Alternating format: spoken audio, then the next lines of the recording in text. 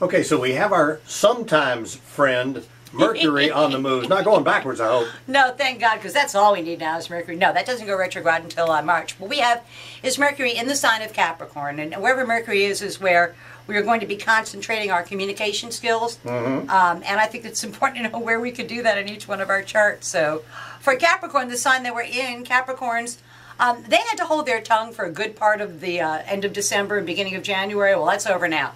And now, because with Mercury in their sign, they're going to be more fluent, more communicative. And normally Capricorns use as few words as possible to say what they need, but not now. Because Mercury in their sign, you have to literally rip their fingernails out to get them to stop talking. For Aquarius, it's a good time to take a step back and not get to any side at all, which is interesting in our political section, you know, what's going on there. And normally Aquarians are the first ones to blab and go on and on about what needs to be done and on all this other stuff because it's a very rigid, very fixed air sign.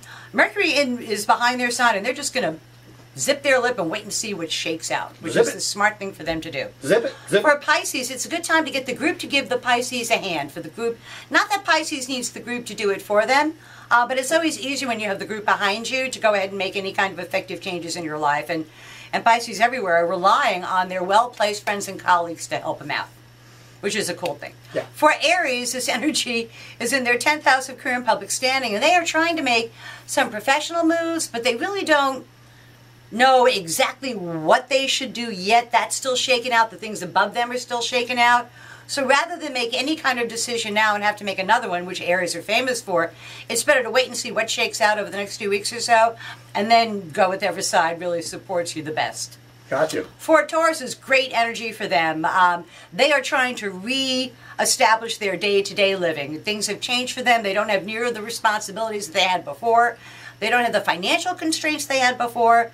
So they're kind of free to move about the country, and that's exactly what they're going to be doing, is reestablishing and rehabilitating their day-to-day living, and not where it is they do it, but the pace at which they do things, which is I know good for Taurus them. will be happy about that. Yes. For Geminis, this energy is in the 8th house of other people's resources, other people's money, and it's time to take a look at the resources Gemini shares with other people to see how they can capitalize on them, how they can market on them. This is not their own money. This is, and calling into question other people's resources, really kind of examining all of the resources you share with other people to make sure you're getting your fair end of it, and also to make sure you know what's going on with it. For Cancers, this energy is in the 10th house, in the 7th house of partners and intimate one-to-one relationships. And Cancers really need to stop and listen to what their partners have to say.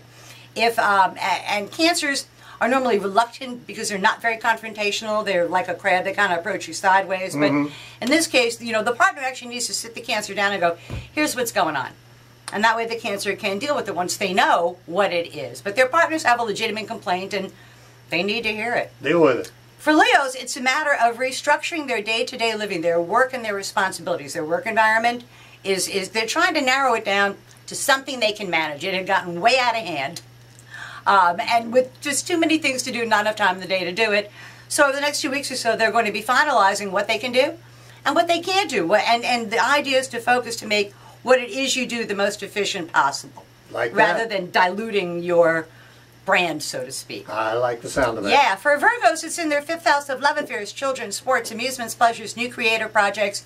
It's time to take a child of your mind and then give birth to it and bring it into fruition. Something that the Virgo's been talking about for a year. So it's time to kind of get cracking and get it born type of a deal.